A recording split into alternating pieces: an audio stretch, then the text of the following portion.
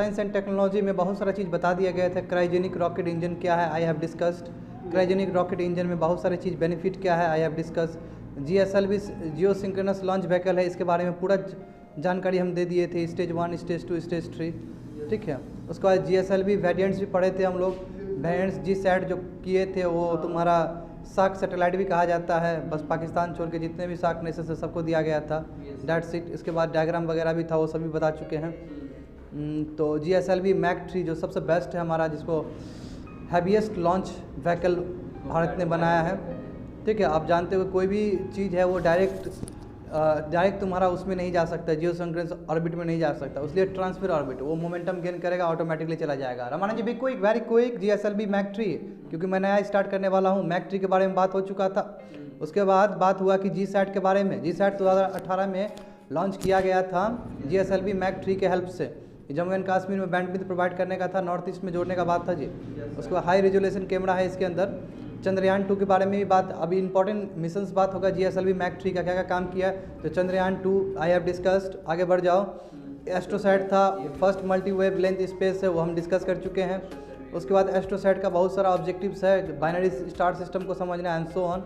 उसके बाद Aditya L1 mission था, जानते हो लॉन्ग रेंज पॉइंट था तुम्हारा, long point L1, L2, L3, L4, L1 में रखने का बात था, दैट्स इट। उसका सोलर कोरोना क्यों इतना अलग है, मिस्टीरियस है, I have covered this things in the class.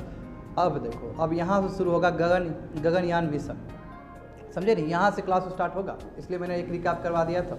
तो मैं स्टार्ट करता हूँ क्लास को। देखो गगनयान, इसका मतलब क्या है कि ये देखो गगनयान क्या है, गगनयान इसका मतलब क्या है, गगन का मतलब क्या होता है, स्काई, उसका मिशन है ये।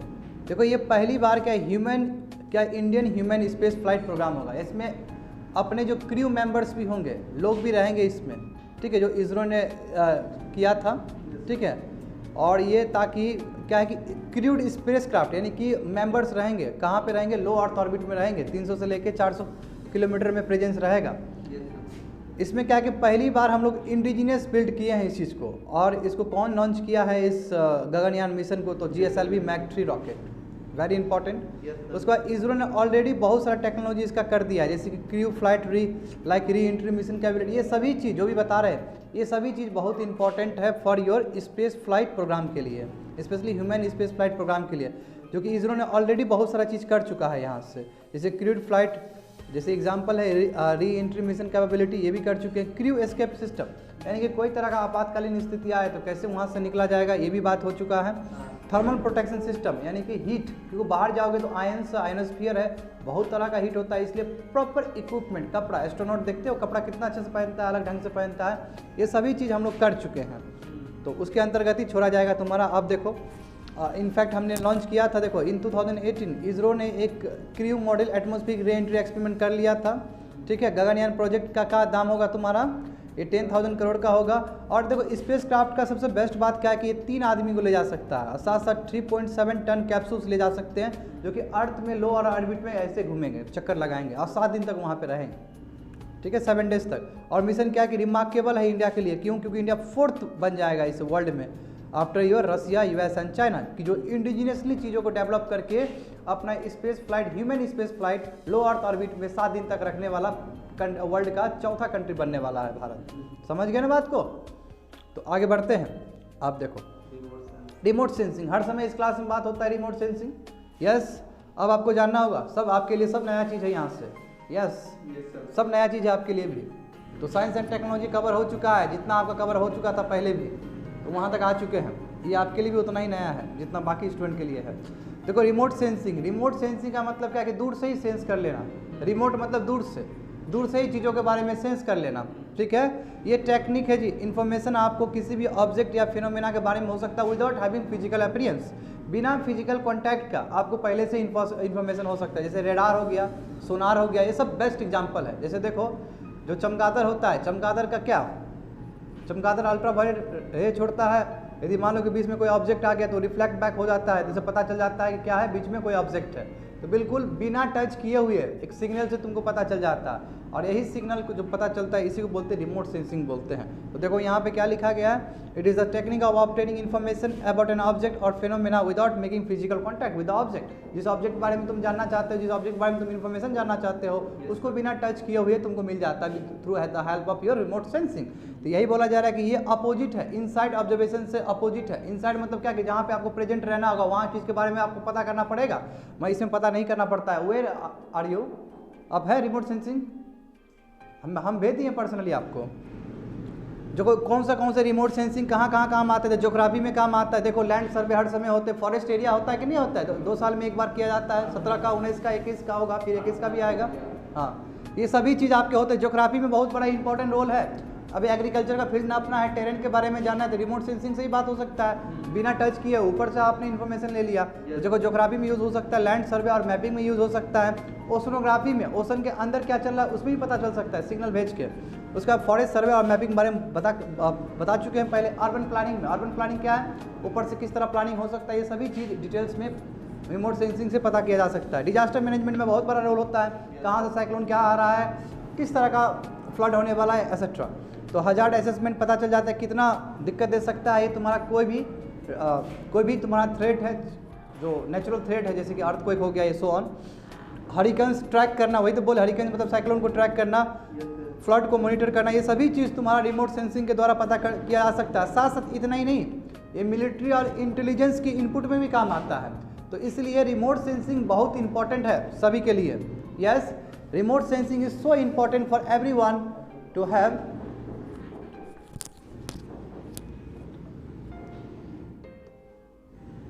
This one. Remote sensing is so important, ठीक है। जैसे कि मैंने क्या बोला है, ज्योग्राफी में, लैंड सर्वे में, ओशनोग्राफी में and so on, military and intelligence gathering में भी काम आता है। अब देखिए नेक्स्ट वन, देखिए अब ऊपर जाइए। अब देखो रिमोट सेंसिंग में क्या क्या टेक्नोलॉजीज है जिसके ऊपर रिमोट सेंसिंग काम करता है। तो देखो 2 ही तरीका है, एक रडार है, एक सोनार है।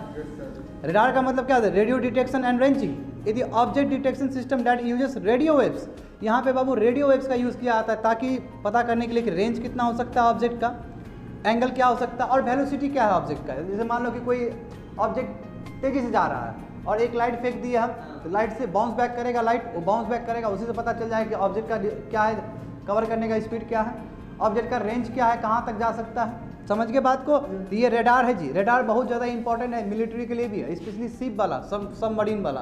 तो रेडार सब यूज़ होता है, रेडार को ही सोनार कहते हैं हम लोग। देखो सोनार क्या है, जो साउंड वेव से यूज़ किया जाता है, स्पेशली अंडर वाटर यूज़ किया जाता है, उसमें नेविगेशन, कम्युनिकेशन और डिटेक्ट करने में ऑब्जेक्ट्स को, जो भी आपका चीज़ जो वाटर बॉडी के अंदर है, यानी कि ऊपर में बात करेंगे तो रेडार का बात करेंगे, नीचे बात करेंगे सोनार का बात करेंगे। यही 2 चीज़ टेक्नोलॉजी है जो कि रिमोट सेंसिंग में काम आता है। और गेटिंग में, और ये बहुत नेचुरल टेक्नोलॉजी है, ऐसा नहीं कि ह्यूमन बीइंग बनाया है। ये चीज़ चमगादड़ खुद यूज़ करता है, बहुत सारे जानवर यूज़ करते हैं। तो हमने क्या किया, बस नेचुरल चीज़ को हमने मैनमेड करके टेक्नोलॉजी में यूज़ करने का प्रयास किया, ओनली दिस थिंग। और इसी को हम लोग रिमोट सेंसिंग कहते हैं। सो इम्पॉर्टेंट, ये बहुत इंपॉर्टेंट है क्योंकि रिमोट सेंसिंग का जो यूटिलाइजेशन वो बढ़ते चला गया हमारे देश में, तो इसलिए इट्स वेरी इंपॉर्टेंट। और सिविल सर्विस ऐसा क्वेश्चन भी पूछ चुकी है, पहले पूछती थी, अभी पूछती है। 2 क्वेश्चन यहाँ से पूछ लेगा, साइंस एंड टेक्नोलॉजी, इससे रिलेटेड, सैटेलाइट से रिलेटेड सब अब पूछा गया है क्वेश्चन। होप सो समझ में आ गया होगा। अब देखो कि जो टेक्नोलॉजी, जैसे अब दूसरा हो गया, पहला क्या हो गया, रेडार हो गया, सोनार हो गया, और भी बहुत सारे हैं, जैसे लिडार हो गया। लिडार का मतलब लाइट डिटेक्शन एंड रेंजिंग, ये भी रिमोट सेंसिंग है, जिसमें लाइट के थ्रू, जिसमें लाइट को पल्स फॉर्म में भेजा जाता है डिस्टेंस नापने के लिए। बचपन में तुम क्लास फिजिक्स में पढ़े हो, फिजिक्स में पल्स्ड वेव का यूज़ किया आता है ना जी। ये पल्स्ड वेव का यूज़ करके पता चलता है कि क्या तुम्हारा वो है, डिस्टेंस है, यानी कि lidar stands for light detection and ranging, ठीक है। और विद द हेल्प ऑफ, देखो लाइट इसमें वेव नहीं है, इसमें लाइट डिजिटल है, पल्स्ड है। पल्स फॉर्म समझते हो, इस तरह ऐसे, यानी कि रेक्टेंगल वाला, रेक्टेंगल बोलते हैं, हाँ रेक्टेंगल वाला, बड़ा वाला, ऐसे करके इस पल्स फॉर्म में। मैं भी बना देता हूँ, ये समझ लो बात को किस फॉर्म में बोला जा रहा है। तो पल्स फॉर्म में, पल्स फॉर्म का मतलब होता है इस फॉर्म में भेजा जाता है लाइट को। देखो लाइट को ऐसे भेजा जाता है, समझे, इस तरह लाइट फॉर्म को भेजा जाता है। और यहाँ से तुम्हारा पता चलता है कि डिस्टेंस क्या कवर हो रहा है एक ऑब्जेक्ट के द्वारा या किसी भी चीज़ के द्वारा। तो मैं फिर से बताना चाहूँगा कि लिडार का मतलब क्या होता है, लाइट डिटेक्शन एंड रेंजिंग। ये रिमोट सेंसिंग का ही मेथड है, जिसके वजह से जहाँ पे लाइट को इम्प्लॉयड किया जाता है पल्स लेजर में, ताकि वो डिस्टेंस नाप सके, वेरी इंपॉर्टेंट। सिस्मोग्राफ से देखो, सिस्मोग्राफ अर्थक्वेक में काम नहीं आता है, उसमें तो आपको पता चलता है इंटेंसिटी क्या है, आपका नीचे रहता है, फिर ऊपर एपिक सेंटर आता है। एपिक सेंटर मतलब क्या होगा, जहाँ पे अर्थ पे वो वेव्स आया है। अब यदि मैं सिस्मोग्राफ के बारे में बात करूँ तो Ramanand ji, you are the student of geography, you should aware of the S body, है ना। वेव्स के बारे में आपको अवेयर होना चाहिए। लॉन्ग वेव्स होता है, शॉर्ट वेव्स होता है, बहुत सारा वेव्स होता है, ये सभी वेव्स को चेक करते हैं सिस्मोग्राफ्स, जो कि अर्थक्वेक का होता है। यानी कि seismographs very important so for remote sensing is concern. उसके बाद देखो फोटोमीटर, फोटोमीटर के बारे में भी जानते हो, केमिस्ट्री में यूज होता है। इसमें मिक्सचर जानने में फायदा करता है कि कौन सा चीज़, कौन सा केमिकल मिक्सड है, 2-3 केमिकल जो मिक्सड रहता है, ये फोटोमीटर्स में काम आता है। फोटोमीटर्स में तुम्हारा रिमोट सेंसिंग का ही इंप्लॉयमेंट है। उसके बाद देखो अर्थ ऑब्जर्वेशन सैटेलाइट, अर्थ ऑब्जर्वेशन यानी कि अर्थ को जो एब्जॉर्ब कर रहे हो, अर्थ को देखने के लिए जो सैटेलाइट होते हैं वो भी बिल्कुल रिमोट सेंसिंग का ही यूज़ करते हैं। वो अर्थ में टकराते थोड़ी है, छूते थोड़ी है, ऊपर से ही चेक करते हैं। यानी कि अर्थ के बारे में बहुत सारी चीज़ जान रहे हैं। हाउ, रिमोट सेंसिंग के द्वारा। तो कहने का मतलब क्या हुआ, कहने का मतलब ये हुआ कि रिमोट सेंसिंग में बहुत सारे टेक्नोलॉजी एम्प्लॉयड है। First one is radar, second one is sonar, third one is lidar, seismographs, photometers, earth observation satellite, ये सभी चीज़ होते हैं। होप सो समझ में आ गया। I have to very quick, क्योंकि बहुत पढ़ाना है, उसके बाद एडिटोरियल डिस्कशन भी करना है आज हमको। आगे देखो, आगे आ गया बाबू, सबसे फेवरेट टॉपिक तुम लोग का इंडियन रिमोट सेंसिंग प्रोग्राम। तो जो हम लोग अभी बात की है, इंडिया में कब हुआ था ये देखो। इंडिया ने रिमोट सेंसिंग स्पेस प्रोग्राम, ठीक है, इसरो के अंदर तुम्हारा स्टार्ट किया था 1988 में, ठीक है, समझ गए। Indian research space research 1A first series है जो इंडिजीनियस तुम्हारा रिमोट सेंसिंग सैटेलाइट यूज़ हुआ था, जो कि पोलर ऑर्बिट में लॉन्च किया गया था 1988 में। मगर कहाँ से, किस जगह से, सोवियत की जगह से, यानी कि USSR की जगह से छोड़ा गया था इसको। उसके बाद दूसरा छोड़ा गया 1B से, जो कि सेम टाइप का था, 1991 में छोड़ा गया था। ये this 2 satellites of IRS series जो था, ये वर्क हाउस की तरह काम करता है। लॉट ऑफ इन्फॉर्मेशन आपको देता है, इंक्लूडिंग और एग्रीकल्चर के बारे में, फॉरेस्ट्री के बारे में, जियोलॉजी के बारे में, हाइड्रोलॉजी के बारे में, यानी कि स्टिल ये आपको बहुत सारे इन्फॉर्मेशन प्रोवाइड करते हैं। इसलिए तो कहते हैं कि अर्थ ऑब्जर्वेशन सैटेलाइट है जी। क्यों, अर्थ के बारे में बता रहा है, चाहे ज्योग्राफी के बारे में बताए, चाहे फॉरेस्ट कवर के बारे में बताए, चाहे फॉरेस्ट सर्वे के बारे में बताए, मैपिंग के बारे में बताए। Are you getting me? तो हमने क्या किया, 1988 में पहला किया, जहाँ से हम सोवियत से छोड़े थे, उस जगह से छोड़े थे। दूसरा क्या है कि हमने सेकंड 1991 में छोड़ा था। और ये सभी चीज़ कहाँ पे काम आते हैं, तो अर्थ ऑब्जर्वेशन के तौर पे काम आता है, चाहे वो एग्रीकल्चर के फील्ड में हो, चाहे हाइड्रोलॉजी के फील्ड में हो, चाहे फॉरेस्ट्री के फील्ड में हो, and so on. Hope so समझ में आ गया होगा। अब देखो इंडियन रिमोट सेंसिंग प्रोग्राम, अब देखो करेंटली 11 सैटेलाइट्स है हमारा ऑपरेशन में, 11 IRS है हमारे पास। इंडियन रिमोट सेंसिंग कितना है हमारे पास, 11 है जो काम कर रहे हैं, जो कि लार्जेस्ट सिविलियन रिमोट है कॉन्स्टलेशन, यानी कि दुनिया में सबसे ज़्यादा सिविलियन यानी कि आदमी के काम के लिए सबसे ज़्यादा IRS वाला है तो हमारा भारत का ही है। 11 है जी, 11 साथ में काम करता है। मैंने क्या बताया था, रमानंद जी कभी बताया था कि लो अर्थ ऑर्बिट में कभी भी एक सैटेलाइट नहीं रह सकता है, क्योंकि लो अर्थ ऑर्बिट में जो एरिया है बहुत कम कवर करता है, इसलिए कॉन्स्टलेशन में रहता है सैटेलाइट। तो वही तो यहाँ पे बोलने का प्रयास है कि हमारा 11 IRS सैटेलाइट्स जो कि ऑपरेशन में है, जो कि लार्जेस्ट है वर्ल्ड का so for civilian uses is concern. बाकी भी है, ऐसा नहीं कि इंडिया दावा करता है कि इंडिया ज़्यादा है, मगर बाकी इंटेलिजेंस हो सकता है, बाकी का मिलिट्री यूज़ के लिए हो सकता है, मगर हमारा सिविलियन पर्पज़ के लिए इतना ज़्यादा है। विच इज़ वेरी गुड और which is very remarkable thing. समझ गए? जो मैनेजमेंट जो करता है इस सैटेलाइट का और जो यूटिलाइजेशन करता है इस डेटा का from this done by the, कौन डन करता है, NNRMS। इसका मतलब क्या है, national natural resources management system, जो कि नोडल एजेंसी है। कोई भी आपका नेचुरल रिसोर्सेज मैनेजमेंट यानी कि कंट्री में कोई भी नेचुरल रिसोर्स, चाहे तुम्हारा लैंड हो, चाहे फॉरेस्ट हो, कोई भी इससे रिलेटेड कोई भी तुम्हारा टॉप लेवल पे जो मैनेजमेंट है उसी को क्या बोलते हैं, NNRMS बोलते हैं। और यहाँ से सैटेलाइट लेके यही सब चीज़ देखता है और इसी हिसाब से प्रोग्राम और पॉलिसी बनाए जाते हैं, चाहे वो नीति आयोग बनाए, चाहे कोई भी आपका मिनिस्ट्री बनाए। आई होप तो समझ में आ गया होगा। तभी तो बोलता है इतना इतना फॉरेस्ट हम लोग का वेटलैंड है, तभी तो इतना इतना कुछ है, डट लैंड है, बेकार है लैंड। कैसे पता चलता है? Because of the remote sensing satellites, because of the remote sensing observations, चाहे फॉरेस्ट्री हो, जियोलॉजी हो, तुम्हारा जियोलॉजी हो, हाइड्रोलॉजी एंड सो ऑन, बहुत सारी चीज़ हो सकता है। समझ गए? Yes sir. अब देखो, अब सम सैटेलाइट्स विद स्पेसिफिक पर्पसेस, यानी कि बहुत सारे अलग अलग पर्पसेस के लिए किया गया है IRS सीरीज। जैसे देखो फर्स्ट वन है कि लैंड और वाटर रिसोर्सेज एप्लीकेशन, इसके लिए तुम्हारे पास सीरीज है, रिसोर्स सेट सीरीज है, उसके बाद रिसेट सीरीज है। ये सब सीरीज है किसके लिए, लैंड और वाटर रिसोर्सेज को जानने के लिए, उसके बारे में डेटा कलेक्ट करने के लिए। दूसरा क्या है, ओशन और एटमॉस्फेरिक स्टडीज़ के लिए तुम्हारे पास ओशन सेट सीरीज है, देखते रहो वहाँ पे। उसके बाद इनसाइट तुम्हारा है, इनसाइट 3D है और सराल है, ये सब तुम्हारा ओशन और एटमॉस्फेरिक स्टडी को देखने के लिए, और सब IRS सीरीज है जी।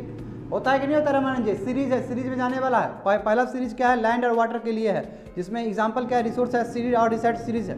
सेकंड वन ओशन और एटमॉस्फेरिक स्टडीज है, जिसमें ओशन साइड सीरीज है, इनसाइड है, इनसाइड 3D और सरल है। उसके बाद जो लार्जेस्ट स्केल मैपिंग एप्लीकेशन जो कि कार्टोसैट सीरीज है। कार्टोसैट के बारे में मैंने पहले जिक्र कर दिया है इस क्लास में, होप सो समझ में आ गया होगा। हाँ, यहाँ से देखो, यहाँ से मैं थोड़ा कम कर दूंगा स्पीड, क्योंकि ये जितना पढ़ा है ये मिलता जुलता पहले का भी चीज़ था। हम यहाँ तक कवर किए थे ना शायद? नो सर, मैंने कहाँ तक कवर किया था पिछले क्लास में? गगन यहाँ तक किया था। ओके, अब यहाँ से I will be very slow, मैं बहुत स्लो हो जाऊँगा यहाँ से। क्यों? यहाँ इसलिए भी स्लो होना पड़ेगा हमको क्योंकि यहाँ जानने के लिए बहुत कुछ है और सिविल सर्विस इसमें तो कुछ ज़्यादा इंटरेस्टेड है। यस रमानंद जी, सही बोल रहे हैं ना हम? IRNSS क्यों ना हो, ये GPS को वो करेगा, काउंटर करेगा, वेरी इंपॉर्टेंट। तो पहले इसको आराम से समझते हैं आप। बिल्कुल, इंडियन सब कॉन्टिनेंट तक ही सीमित है, इसके बारे में हम डिटेल में जानने वाले हैं आज। तो पहले जानते हैं IRNSS, इसका मतलब क्या है? Indian regional navigation satellite system. ठीक है, इसी को हम लोग क्या बोलते हैं? नेविक बोल देते हैं। याद आया कि नहीं आया आपको? NavIC, navigation with Indian constellation. दूसरा नाम देखिए सैटेलाइट नेविगेशन। समझो सैटेलाइट काम क्या होता है जी, यानी कि ये IRNSS तुम देखते हो कि ये नेविगेशन सैटेलाइट सिस्टम, इसका काम क्या होता है कि पोजिशनिंग देना। Number 1 positioning, second 1 navigation and third 1 इसे ट्रैकिंग। कोई भी ऑब्जेक्ट को ट्रैक करने के लिए तुम्हारा काम आता है ये इस तरह का सैटेलाइट। दूसरा क्या है? पोजिशनिंग दिखाने के लिए। जैसे मान लो गाड़ी तुम चला रहे हो, अभी देखते हो गूगल बोलता है लेफ्ट लेने के लिए, राइट लेने के लिए, because of use of this type of things. ये नहीं बोलूँगा कि IRNSS है, वो GPS है। GPS भी वही काम करता है जो IRNSS काम करने वाला है, अभी ऑपरेशन में नहीं आया, काम करने वाला है। तो GPS देखते हो ट्रैक करता है कि नहीं करता है, तुमको शॉर्टेस्ट रूट बताता है कि नहीं बताता है कि आगे जाके लेफ्ट मोड़ लीजिए, आगे जाके राइट मोड़ लीजिए। तो वॉइस मैसेज आता है कि नहीं आता है, और साथ साथ तुमको मैप भी दिखता है, वो GPS का है, समझे। और उसी तरह बहुत जल्दी हमारे कंट्री में 1-1.5 साल में या 1 साल के अंदर आ जाएगा, जहाँ पे GPS को रिप्लेस करके यही IRNSS आने वाला है, और बहुत दिन से चल रहा है ये मांग। आया नहीं है, मगर ऑपरेशन होने ही वाला है। कोविड-19 नहीं होता तो शायद आ भी सकता था, बहुत दिन से चर्चा है, 2-2.5 साल चर्चा है। और चर्चा है तो सिविल सर्विस के गलियारे में घूमता है ये सब बात, पूछ लिया वहाँ से, और बढ़िया से पूछता है सिविल सर्विस, जानने वाला आदमी भी नहीं लगा पाएगा वहाँ पर, क्योंकि एक तो अटक ही जाएगा क्वेश्चन। 3 ऑप्शन है, 4 ऑप्शन है, तो एक तो खेल ही देगा ना सिविल सर्विस, एक यॉर्कर डाल देगा वहाँ पे, है ना रमानंद जी? एक यॉर्कर डाल दिया तो हो गया, खत्म हो गया बात। ज़्यादा चांस बोल्डी रहने रहता है। अब भगवान जाने क्या होता है, क्योंकि वो एग्ज़ाम का प्रेशर इज़ वेरी डिफरेंट। अभी जितना बोलना और एग्ज़ाम में जाकर करना वेरी डिफरेंट है, बोथ आर वेरी डिफरेंट। कभी लक आपका सपोर्ट कर गया तो 50-50 में आपका हाथ में आ गया वो चीज़, और कभी कभी आप बार बार हो पहले तो वही लगाए थे अब ये लगा दिए, सर पटकते रहिए बैठ के, होता है ऐसा। और ऐसा केवल लुचपुचिया स्टूडेंट से नहीं या एवरेज स्टूडेंट नहीं, ऐसा ब्रिलियंट स्टूडेंट के साथ भी होता है, सभी के साथ होता है ये चीज़। क्यों? क्योंकि आप 100 क्वेश्चन सॉल्व भी नहीं कर सकते हैं, तो इसके लिए स्ट्रेटेजी होना चाहिए। तो बात समझो, यहाँ पे क्या है कि सिस्टम है जो कि क्या करता है, डैट यूजेस सैटेलाइट्स, यानी कि ये सिस्टम के द्वारा सैटेलाइट को सैटेलाइट पता करता है कि क्या पोजीशन है, क्या नेविगेशन और क्या ट्रैकिंग है। शर्त ये कि जिस ऑब्जेक्ट के बारे में तुम ट्रैक कर रहे हो उसके पास रिसीवर होना चाहिए, रिसीवर होगा तभी रिसीव करके आपको भेजेगा, अदरवाइज नहीं हो सकता है। नंबर 1 जो सैटेलाइट नेविगेशन सिस्टम है वो ग्लोबल कवरेज होता है, तो उसी को बोलते हैं ग्लोबल सैटेलाइट नेविगेशन सिस्टम, यानी ग्लोबल कवरेज है, वर्ल्ड का पूरा कवरेज है, तो उसी को क्या बोलते हैं ग्लोबल सैटेलाइट नेविगेशन सिस्टम। और ऐसा क्या है, कंट्री का 3 ठो है ऐसा वर्ल्ड में, एक GPS है US का जो पूरा वर्ल्ड कवर कर सकता है, उस तरह रसिया का ग्लोनास है जो कि पूरा वर्ल्ड कवर कर सकता है, और गैलीलियो है तुम्हारा यूरोपियन यूनियन का, वो भी पूरा वर्ल्ड को कवर कर सकता है, समझे ना। ये सब तुम्हारा ग्लोबल सिस्टम है, होप से समझ में आ गया होगा। हाँ, बेदू है, बेदू। तो बेदू कहा गया था कि 2020 में कंप्लीट हो जाएगा, मगर कंप्लीट नहीं हुआ बिकॉज ऑफ द कोविड-19, समझे ना। तो वही चाइना बोला कि चाइना भी इस प्रोसेस में आगे बढ़ रहा है कि वो अपना बेदू नेविगेशन सैटेलाइट फैलाएगा, 2020 तक मन नहीं हो पाया ये because of the covid. India, France और जापान कोशिश कर रहा है रीजनल नेविगेशन सिस्टम बनाने का। रीजनल है जी, ग्लोबल नहीं है, यानी कि बहुत बड़ा एरिया कवर नहीं कर पाएगा, जैसे तुम्हारा यूनाइटेड स्टेट्स कर रहा है, जैसे तुम्हारा रसा कर रहा है, जैसे तुम्हारा यूरोपियन यूनियन कर रहा है, वैसा नहीं होगा। हमारा लिमिटेशन रहेगा, इंडिया करेगा और 1500 किलोमीटर इंडिया से पेरिफेरल एरियाज में भी करेगा, बताएंगे थोड़ी देर में। देखो सबसे इंपॉर्टेंट बात है कि इसका प्लेसमेंट कहाँ पे होता है। रमानंद जी वेरी वेरी गुड क्वेश्चन, और यहाँ पे सिविल सर्विस मजा आ जाएगा, सिविल सर्विस को पूछने में भी क्वेश्चन। तो सबसे बड़ा बात पूछता है सिविल सर्विस, या पूछा जा सकता है पोटेंशियल क्वेश्चन मैं कहूँगा इसको, कि कहाँ पे प्लेस करते हैं इसको। क्या लोअर अर्थ ऑर्बिट में प्लेस किया जाता है, चाहे जियो स्टेशनरी या फिर जियो सिंक्रोनस में प्लेस किया जा सकता है, या फिर आपका मीडियम में प्लेस किया जा सकता है। तो सबसे पहले वही है कि बेसिक डेफिनेशन को समझना होगा कि यदि लो अर्थ ऑर्बिट का बात होता है क्लास में तो तुमको समझ में आता है कि 200 से लेके 2000 तक, नहीं समझ में आता है। यदि जियो स्टेशनरी या जियो सिंक्रोनस बताऊं तो ये समझ में आता है कि 35,786, ये समझ में आता है। तो मीडियम क्या है, मीडियम है कि 2000 से लेके बीच का, 2000 से लेके 37,500 क्या बोलते हैं 35,786 के बीच का, ये होता है medium orbit, medium earth orbit. और गजब बात है, हाँ 3600 कह सकते, 36,000 कह सकते हैं, 2000 से लेकर 36,000 किलोमीटर के बीच में, that is a medium earth orbit, ये बीच का हुआ।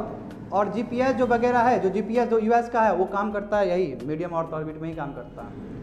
हमारा जो IRNSS है वो ऊपर काम करेगा, जियो स्टेशनरी में काम करेगा। और ये डिपेंड, इसका मतलब ये नहीं कि आपने बहुत अचीव कर लिया, ऐसा कुछ नहीं है, ये अपना विशेष के हिसाब से है, जहाँ जिसको इच्छा है वो वहाँ पर लगा, इट्स फाइन, दोनों दरवाज़ा खुला हुआ है। आपको मीडियम में भी लगा सकते हैं, आप ऊपर भी लगा सकते हैं। देखो यही बात कहा गया है, देखो कि ग्लोबल क्या है, India, France and Japan have developed regional navigation satellite, ठीक है, ये अपना अपना रीजनल किया है। कौन कौन किया है, इंडिया, फ्रांस और जापान किया अपने अपने लेवल पे। Global coverage can be achieved by a satellite constellation, यदि ग्लोबल कवरेज करना है, पूरा रमानंद जी पूरा कवर करना है, तो उसके लिए कितना कॉन्स्टलेशन होना चाहिए, 18 से लेकर 30 सैटेलाइट काम करना चाहिए एक साथ, 30 सैटेलाइट ग्लोबल वर्ल्ड कवर करना है ना, समझे। कहाँ पे कवर होगा, मीडियम अर्थ ऑर्बिट में होगा। और मैं मीडियम अर्थ ऑर्बिट बोल रहा हूँ इसलिए कि वो जीपीएस यही काम करता है, समझे। और रीजनल कवरेज के लिए कम से कम आपको रीजनल कवरेज करना है तो 7 से लेकर 10 कॉन्स्टलेशन ऑफ सैटेलाइट की जरूरत है, यानी कि 7 से लेकर 10 कॉम्बिनेशन ऑफ सैटेलाइट प्रेजेंट होना चाहिए, चाहे मीडियम अर्थ ऑर्बिट में हो चाहे ऊपर हो। समझ गए बात को। अब बात करते, थोड़ा बहुत तो समझ में आ गया होगा, अच्छे से आ गया होगा। अब बात करते हैं हम इंडिया के बारे में, IRNSS के बारे में बात करते हैं। अभी तक टच नहीं किए थे, अब टच करेंगे, क्यों, क्योंकि जीपीएस समझ में आ गया तुमको, जीपीएस ये भी समझ में आ गया कि ये क्या है, मीडियम अर्थ ऑर्बिट में है, नंबर 1। इसमें 18 से लेकर 30 सैटेलाइट हो सकता है ग्लोबल कवरेज करने के लिए। तुमको ये भी समझ में आ गया कि वर्ल्ड लेवल पे बस 3 ही सिस्टम है जो कि पूरा ग्लोबल कवरेज करता है, एक ग्लोनास है, एक तुम्हारा जीपीएस है, एक तुम्हारा गैलीलियो है, समझ गए। तो अब इंडिया के बारे में समझते कि इंडिया ने कितना तक बनाया है, डिजाइन किया, और इंडिया ने कहाँ प्लेस किया है इसको। देखिए कि जो इंडियन रीजनल नेविगेशन सैटेलाइट है जिसको बोलते हैं IRNSS, ये इंडिपेंडेंट सैटेलाइट है जी, जो कि तुम्हारा क्या है, रीजनल नेविगेशन के हिसाब से है, यानी कि रीजनल नेविगेशन यानी कि हमारा अपना कंट्री का होगा, और जो कि इंडिजिनियसली मेड भी है। इसी को हम लोग कह देते हैं नेविक है। क्यों ना नेविक हो, क्योंकि नेविक का मतलब होता है नेविगेशन विथ इंडियन कॉन्स्टलेशन, समझ गए ना। मैं इसके लिए मुझे थोड़ा हिस्ट्री बताने दो, रमानंद जी हिस्ट्री, कारगिल वार हमको दाखिला लेना पड़ेगा अपने आप को। कारगिल वार में जब 1999 में जब कारगिल वार हुआ, जहाँ अटल बिहारी वाजपेयी एक्टिव थे, तो उस समय मानते हैं कारगिल जो है वो हाईएस्ट बैटलफील्ड है लड़ने के लिए, बहुत ऊपर अल्टीट्यूड है उसका। तो उस समय हम लोगों ने मांगा था यूएस से कि थोड़ा जीपीएस दे दीजिए ताकि हमको टेरेन चढ़ने में आसानी हो। वो मना कर दिया, यूएस ने मना कर दिया, इसलिए इंडिया बोला कि हम अपना बनाएंगे अब, और उसी का फलस्वरूप तुमको अभी देखने को मिलता है। ये इसके पीछे का हिस्ट्री है, समझ गए बात को। तो देखो तो नेविक सिस्टम क्या है, कॉन्स्टलेशन ऑफ 8 सैटेलाइट है, 8 सैटेलाइट का मिक्सचर है। अब ये 8 सैटेलाइट कहाँ कहाँ रहेगा, देखो इसमें से 3 तुम्हारा जियो स्टेशनरी में रहेंगे और 5 तुम्हारे जियो सिंक्रोनस में रहेंगे। तो बाबू लोगों को तो पता है ही कि जियो स्टेशनरी और जियो सिंक्रोनस में क्या अंतर होता है, बहुत पहले ही बता दिया गया था, है ना। जियो स्टेशनरी मतलब क्या है कि वेस्ट टू ईस्ट भी फिक्स होगा डायरेक्शन, और जियो सिंक्रोनस मतलब क्या है कि अर्थ के ऑर्बिट के हिसाब से घूमेगा। दोनों में अंतर है, बताए थे, बार बार नहीं बताएंगे। देखो ये क्या है, the system covers entire India, India को पूरा कवर करेगा ही करेगा, साथ साथ 1500 किलोमीटर इंडिया से आउटसाइड एरिया भी कवर करेगा। इसलिए ऊपर मैप दिया गया है, उसी में मैप देख सकते हो। नेवी के ऊपर जो मैप है कि नहीं है, मोजाम्बिक है कि नहीं, मोजाम्बिक आ जाएगा, सऊदी अरब आ जाएगा, चाइना का भी बहुत सारा एरिया आ जाएगा, पाकिस्तान भी आ जाएगा, ऑस्ट्रेलिया का कुछ भाग ये भी आ जाएगा। देखिए वहाँ पे अंडरलाइन किया गया कि नहीं किया गया है, देखो अंडरलाइन किया गया है, ये वाला एरिया, ये वाला देखो, समझ में आया। तो ये 1500 जो किलोमीटर है ये भी बहुत ज़्यादा होता है। देख लीजिए यहाँ पे सऊदी अरब तक बढ़िया से कवर कर लिया है, चाइना को तो बहुत अच्छे से कवर कर लिया है, साउथ ईस्ट एशियन को सबको कवर कर लिया है, ऑस्ट्रेलिया का कुछ भाग को कवर किया है, मोजाम्बिक को कवर किया है, हाँ माडागास्कर को कवर किया है, एंड सो ऑन। समझ में आ गया ना। तो भले ही रीजनल है, मैं इसका देख रहे हो असर कहाँ कहाँ तक है। तो आगे देखो, this indigenous satellite based navigation system ये डीप स्ट्रेटेजिक एसेट है, यानी कि हमारे कंट्री के लिए एसेट है। यहीं पे क्यों? कारगिल वार के वजह से, क्योंकि कारगिल वार में हमको जीपीएस यूज़ करने नहीं दिया, हमको दिया ही नहीं, इसलिए हम समझे कि मिलिट्री को स्ट्रेंथन करने के लिए, मिलिट्री का मन बढ़ाने के लिए, इंटेलिजेंस का स्ट्रेंथन करने के लिए ये जरूरी है हमारा कंट्री का अपना हो तो बेटर है।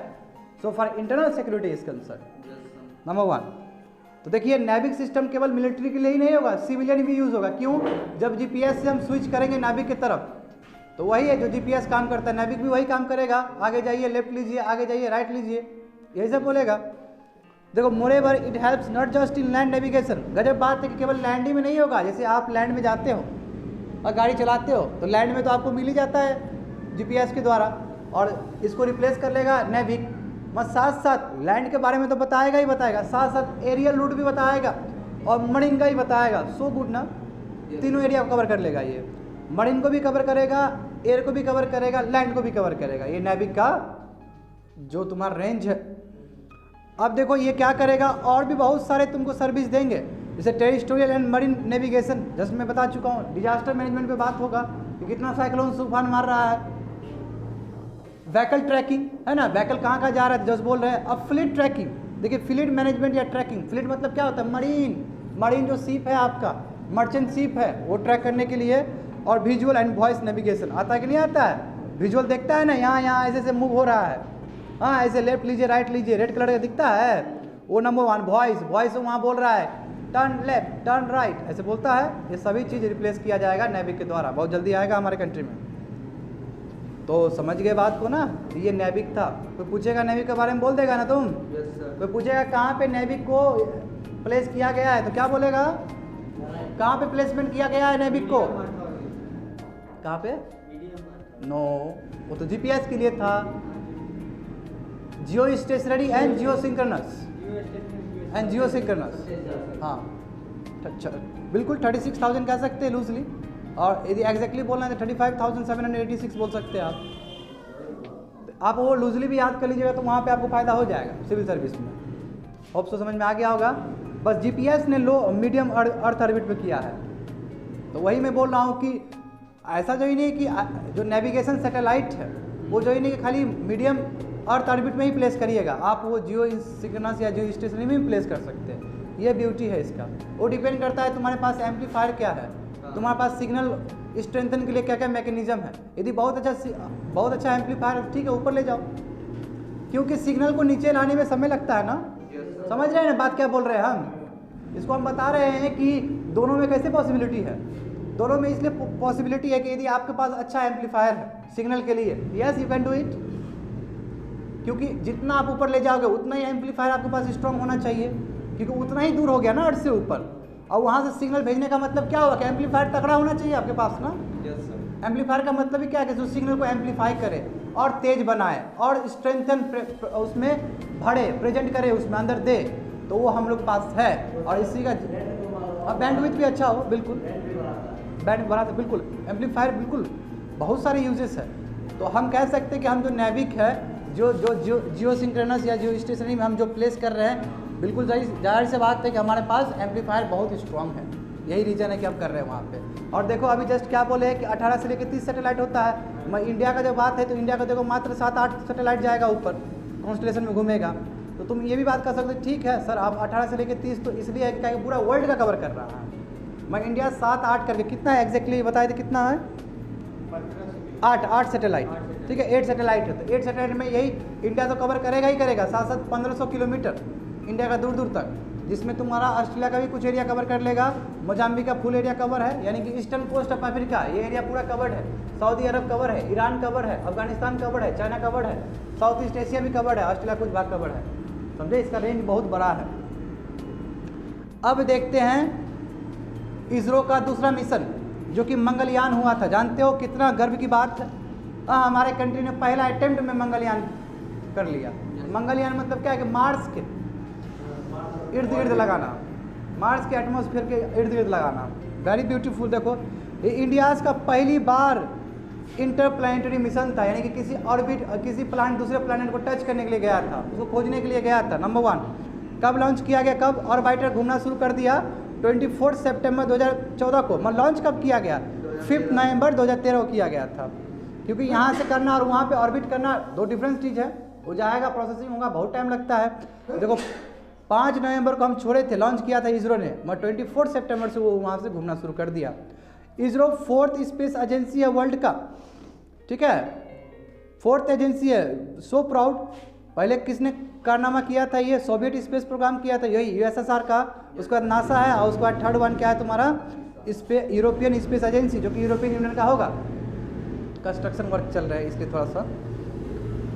देखो मार्स ऑर्बिटर मिशन, मॉम का मतलब क्या है कि मार्स ऑर्बिटर जो मिशन है वो कैसे लॉन्च किया गया था, तो याद ही है PSLV एक्सटेंडेड वर्जन वाला। एक्सर मतलब क्या, एक्सटेंडेड वर्जन वाला। मैंने PSLV का 2 वर्जन बताया था, याद करो, वेरिएंट में बताया था। और इसमें ये भी बोला कि 6 बूस्टर होते हैं, और वहाँ बूस्टर बहुत तगड़ा होता है, इसलिए उसको लिफ्ट करने में थ्रस्ट प्रोवाइड करता है। बता चुका हूँ मैं क्लास में पहले भी। तो ये पोलर सैटेलाइट तुम्हारा लॉन्च व्हीकल है, तो वही लॉन्च व्हीकल काम दिया था यहाँ पे। देखो इंडिया क्या है, इंडिया पहली बार एशिया का पहला नेशन बना जो कि मार्स के ऑर्बिट में पहली बार गया है, और साथ साथ वर्ल्ड का पहला नेशन बना जिसने फर्स्ट अटेम्प्ट में ही ये कारनामा कर दिया। इसलिए प्राउड, ये हमारे लिए, हर भारतीय के लिए प्राउड की बात है कि पहला अटेम्प्ट में आपने मार्स का वो कर लिया। बड़ा बात है, बहुत बड़ा बात है ये चीज़। और 2014 में हुआ था, उसके बाद इसके ऊपर कितना तुलना हुआ था कि हमने इतना सस्ता में कर लिया, इतना सस्ता में कर लिया। उतना सस्ता में तो कई बार क्या होता है, हॉलीवुड का मूवी भी नहीं बनता है। इस पर बहुत चर्चा हुआ था। हाँ वही उस समय बात हो ही रहा था, 450 करोड़ के आसपास। हाँ तो कितना हजार करोड़ बाहुबली देखिए ना, कितना लगा है बनने में। अब तो इंडिया में भी महंगा बनने लगा है। मैं 2014 का बात कर रहे हैं हम। मूवी हाँ बहुत सस्ता है। होता है क्या करिएगा, मगर ये तो खुशी की बात है ना, काम देगा ना, ये तो बहुत काम देगा। हाँ बहुत ज़रूरी है।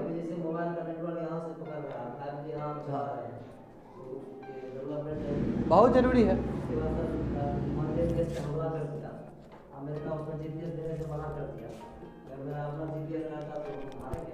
बिल्कुल कारगिल वार है, बिल्कुल सही बात है। कब कम्पिटेटिव एज रहता है हम लोग का।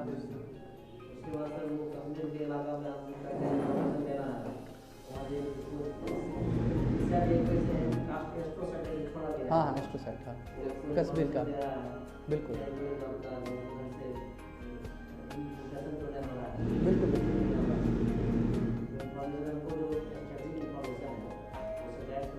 बिल्कुल एब्सोल्युटली करेक्ट। तो सैटेलाइट का तो बहुत बड़ा रोल है ना, उसी का परिणाम है। सही बात है कि कंट्री इतना डेवलप कर रहा है।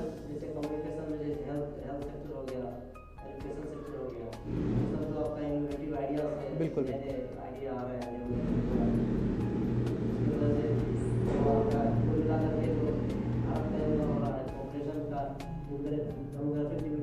बिल्कुल सही बात है। साइंस एंड टेक्नोलॉजी को लेके यदि नहीं चलेंगे कुछ नहीं हो पाएगा। देखो तो यही चीज़ देखो, ये हमने इस सैटेलाइट का जो डेवलपमेंट है मात्र 15 महीना में कंप्लीट कर लिया, यानी कि 1.5 साल के अंदर ही कंप्लीट कर लिया। देखो ये इसी में बात हो रहा था, मात्र 450 करोड़ रुपया लगा है हमको, यानी कि अभी तक का सबसे लिस्ट एक्सपेंसिव है। इतना सस्ता तुम्हारा मार्स मिशन हुआ है। प्राइमरी ऑब्जेक्टिव क्या है कि टेक्नोलॉजी डेमोन्स्ट्रेट करना, ताकि टेक्नोलॉजी डेवलप्ड हो। ठीक है, the mission primary objective is technology demonstration to develop technology required for the designing, planning, management and operation for interplanetary mission. इसका जो तुम्हारा ऑब्जेक्टिव क्या है MOM का, यानी कि मार्स ऑर्बिटर मिशन का यही है कि हम क्या करें, टेक्नोलॉजी डेवलप करें डिजाइनिंग के लिए, प्लानिंग के लिए, मैनेजमेंट के लिए, ताकि और भी हमारा इंटरप्लैनेटरी मिशन हो सके। यानी कि एक बार सक्सेसफुल हो गया तो इससे बेटर करेंगे हम लोग। और उसके लिए हम तो बोल ही रहे कि मंगलयान 2 वाला चलेगा हम लोग का, 2024 के आसपास हम बोल ही रहे थे। दूसरा ऑब्जेक्टिव क्या है कि मार्स सरफेस का जो फीचर्स है, कैरेक्टर्स है, उसको एक्सप्लोर करना, मिनरोलॉजी यानी कि वहाँ पे कुछ मिनरल्स है क्या उसको पता करना, और और भी तुम्हारा मार्शियन एटमॉस्फेयर है, यानी कि मार्शियन यानी कि मार्स का जो एटमॉस्फेयर उसको चेक करना, उस पर रिसर्च करना, और उस पर रिसर्च करेंगे तो बहुत फ़ायदा होगा हम लोग को, क्योंकि बाहर के बारे में जितना जानेंगे उतना हम लोग कंट्री पे अपने अर्थ पे यूज़ कर सकेंगे उसको।